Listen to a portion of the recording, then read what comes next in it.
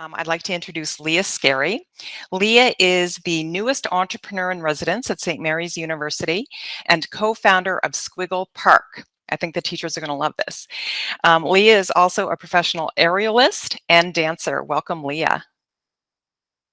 Good morning, everyone. I'm looking forward to sharing my journey as an entrepreneur and as an artist. And while I don't know if I have many answers for you, I will leave time at the end to answer questions as has been allotted. And hopefully at least I have some good questions that you can ask yourself. So I grew up in Dartmouth, and I ended up going to university at St. Mary's. And when I was at St. Mary's, I was studying business, but I always had a yearning for the arts. And so I found a loophole in the system pretty early where I took all my electives toward my business degree at NASCAD and Dalhousie in fine art, design, and architecture. And I remember going to my finance classes with my big art briefcase, and then I would be going to my art classes, and I would be sitting down with my friends at NASCAD, and I would be helping them price their artwork and things that were really important to becoming an independent artist. And I didn't really reflect on it too much at the time. I just knew I had a passion for both business and art, and I found a way to achieve that even through my education. And I've become a strong believer that that type of approach to learning and going after things that you're interested in, even if they don't necessarily fit in a nice clean box, is really critical. And while I was at SMU, I also took a course called Structuring the Startup with a professor named Ellen Farrell, who is a fantastic advocate for entrepreneurship and women in business in particular. And the intention of the class was to invest $10 and to see what profit you made, which as a junior achievement group, you might be very familiar with that sort of approach. And it was very new and novel for me. And I realized that I had something really unique because I had been a designer and I could offer sort of web and design services to people. And I made more in that class than I'd ever made in a part-time job. So I continued down that road. Now, fast forward to 2014, and I gone on to be managing partner of a web development firm with my co-founder, who is also a kayak Olympian, Julia Rivard. And I remember sitting at my desk one particular day, and my office faced Cottage Inn Street in the yellow house across from a restaurant called Edna. And I was looking outside, and I was feeling a little uninspired. And when I felt uninspired, I would watch TED Talks. And for those of you that don't know, TED.com has an array of wonderful talks on really any subject. And so I often went to them to look for inspiration or a new way of thinking. And this particular day, I'd watched a TED Talk by a woman named Janet Eckelman, an artist in the US who develops these incredible sculptures all around the world. And she talked about her journey going from being a business graduate to an artist. And really, you can see her work. We'll see if I can switch. That looks like this. In Singapore and London and Portugal. But it didn't start that way for Janet. She was rejected from every art graduate school that she applied to. And she eventually moved to Bali, Indonesia, where she, on her own initiative, collaborated with artists to combine textile methods with contemporary sculpture. And it was actually the fishing nets of the people in Bali that gave her inspiration for the work that we see today. And I sat there watching her talk, and I got this surge of excitement and this little yearning voice saying, wow, like how amazing would it be if I could do something like that, and just feeling so inspired. But it was a quick thought, and just as quick, my sort of sensor said, well, you can't do that, especially in Halifax. And with that dialogue running through my head, I moved on. And it was a very instant thought. I did, however, decide to email Janet because I thought she was really inspiring. And I said, if you ever need a website built, I could help her. But there was a part of me that day that knew that I really wanted to be an artist. I just didn't know how. And instead of having the bravery to admit it was something I wanted to do, I thought maybe that I could help her in some way. What I now know is that I didn't have the confidence to sort of reinvent my identity as a full-time artist.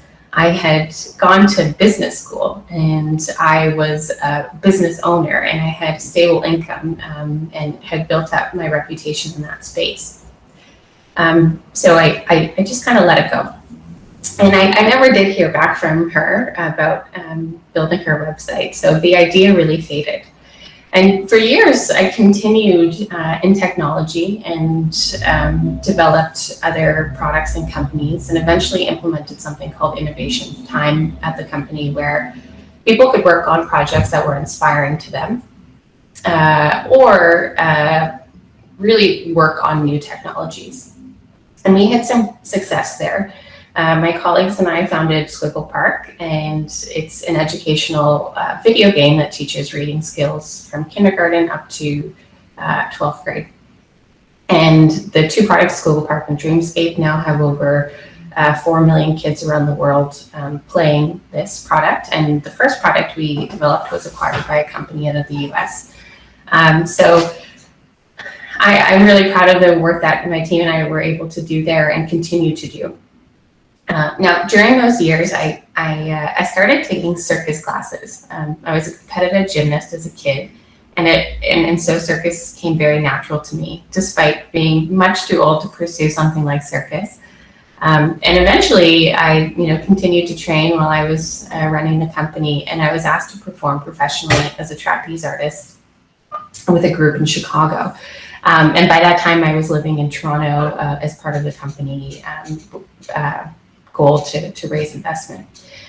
So I sat on that opportunity to perform professionally for months, and I thought about it really hard and what that would mean. And I was really afraid that if I took that opportunity, I couldn't keep the role as CEO in a startup because it demanded so much of me.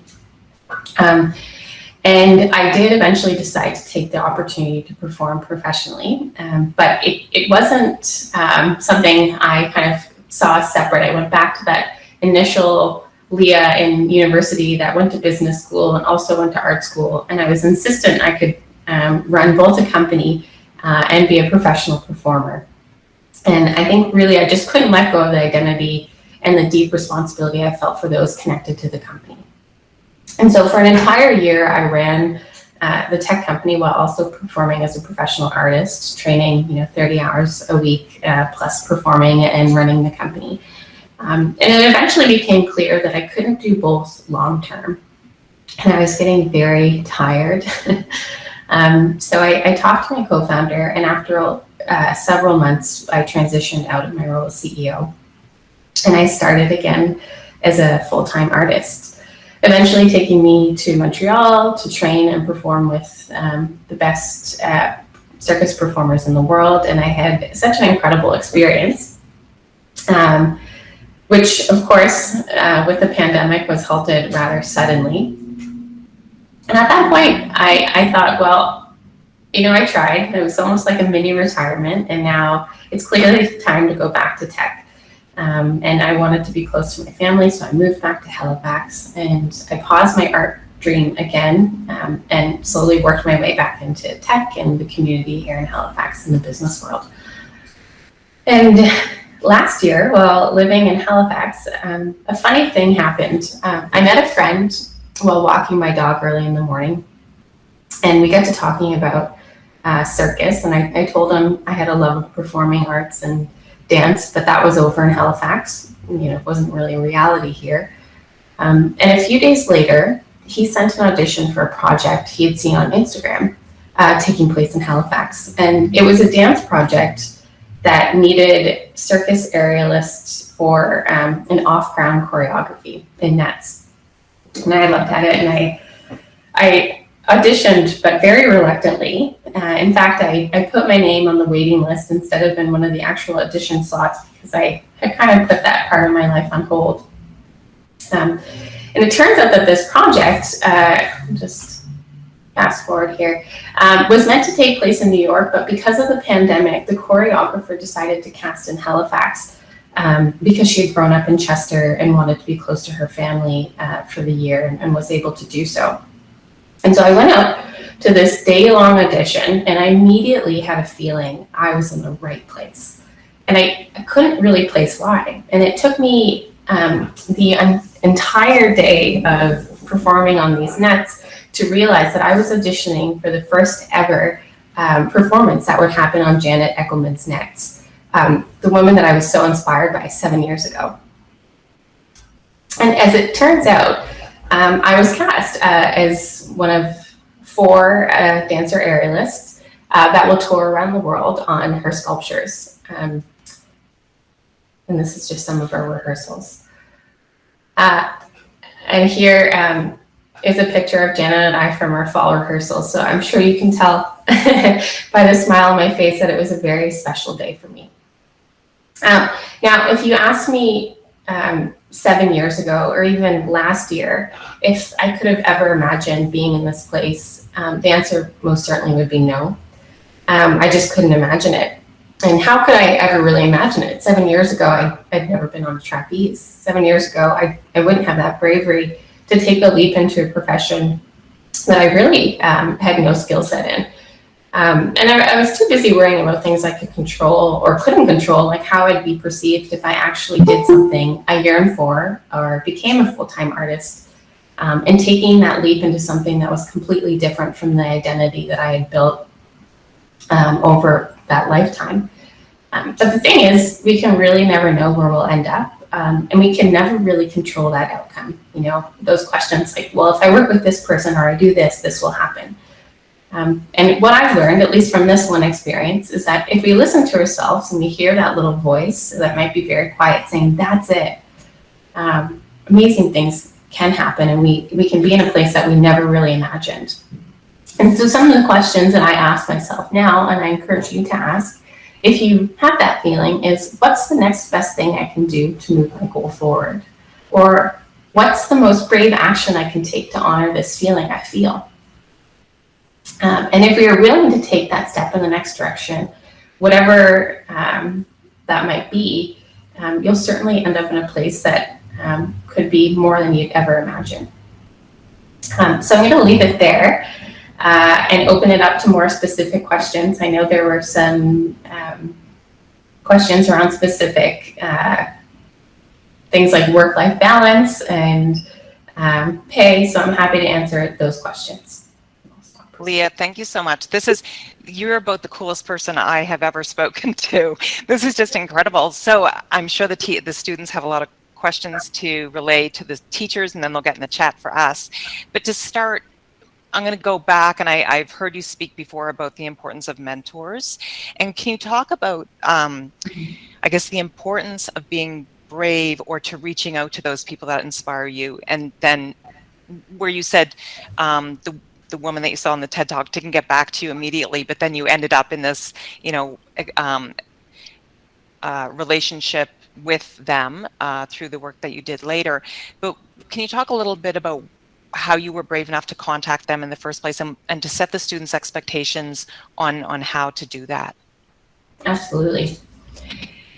Yeah, I early on decided that the answer to me was always why not? So why not reach out? Why not take courses at NASCAD? And kind of, have sort of that aspirational way of thinking. And so anytime that I read something I really enjoyed, or I watched something that really spoke to me, I would find the contact of that individual and I would ask them specific questions. And I think I had some great success doing that. Founders of some really impressive companies I reached out to and said, how did you do this? So for another example, I think I mentioned in the mentorship call prior, I had met the founder of 37 Signals, which is a tech company that has done very well. And they implemented sabbaticals at their company. And I was like, gosh, that's so cool that you can do that in business. And I want to do that. And so sabbaticals, a month or a year you can take off to study something new. And because I had a very specific question and I was very curious about that topic, I had a really high response rate. So I think if there's something specific and you can really hone into what you're interested in learning from that individual and they have that experience, people really want to talk about it, and they have that expertise. So I think for reaching out to anyone, I would make sure that you're interested in the subject that they're speaking on. You can ask specific questions, and then just find their contact and try it out. I often use email to do so. Okay, that's great. Thank you. I'm going to give it to Brett to manage the chat. There's 2 questions in the chat right now. The first one is there a busy season in the circus? So that's a good question. There are busy seasons. Certainly, it's changed with the pandemic. So the busy season has just sort of like a wave has happened with everyone being able to be in person again. It wasn't something that was an easy profession to do during the pandemic. It very much halted. So now there's been sort of this resurgence of projects, and it's very, very busy right now. And then touring happens. So there's actually something called Cirque de Demain, which is like the Olympics of circus that takes place in France. And that's taking place in February. So all of the top graduates from the National Circus School and around the world will be there competing. So that's in February. And then the summertime is a very busy time for like what you'd see like Cirque du Soleil doing on like big top tours. It's that's very, very exciting. Mm-hmm. And the last question we have in the chat here is, do you get paid to professionally present your dance or circus art?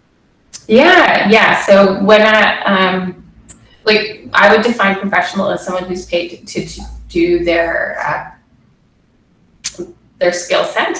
And so yes, and that's actually very challenging because I went from a very stable income to a salary to being paid hourly as an artist. And it depends. In Montreal, as an aerialist, you're paid around $40 an hour. In Nova Scotia, we don't really have much of that, community here or at a professional level. So it would be more in line with dancers, and dancers are paid at about $32 an hour. Great, and thank you for giving us kind of like a pay scale too. That probably helps with the students a bit. We have time for one more question. And what is the greatest challenge that you faced, or that you currently face, or you have faced in the past? Yeah, that's a really great question. And I think for me, the greatest challenge and why I shared this is for me, it's still wanting to know what's next, and feel like if I'm pursuing this, it's going to work out. And the truth is, you never really do. And so I'm still balancing my sort of tech world and art world, and just by nature of being in Nova Scotia, I think that's really important to have a bit more consistency in terms of income through work that I do in tech. But I'll just leave with one analogy. I listened to an interview with a filmmaker, M. Night Shyamalan, and he was talking about doing a puzzle with his daughter. And it was this 1,000-piece puzzle, and he had all of these pieces out on the table, and he thought, this is impossible. And then they started, finding the pieces, the flat ones, to make the border, and they found piece 1 and 2 and 3, and just every day they just found the next piece and they put it in, and eventually they saw the picture and it became very clear to them what puzzle they are making. And I love that as an analogy, is that the best thing you can do is just find that next piece, even if it feels overwhelming and you're not really sure where to go next. That's a great analogy. Thank you, Leah. I want to squeeze in the last question because I think it's important. Brett, do you want to put in that last question for Leah? Yes, of course. So this one is, what is Squiggle Park / Dreamscape? Yeah. So Squiggle Park is an adaptive video game. So as kids play the game, it starts to adapt based on how they learn. And it's teaching reading skills. So has sort of it built into the video game. And then on the back end, there's a bunch of content for educators or parents to see how they are progressing. Awesome. Yeah, thank you very much for your time, Leah, and taking time out of your busy day. We really appreciate it, and it was really nice to meet you, and I'm sure the students feel the same way. My pleasure. Thank you so much. Thank you, Leah.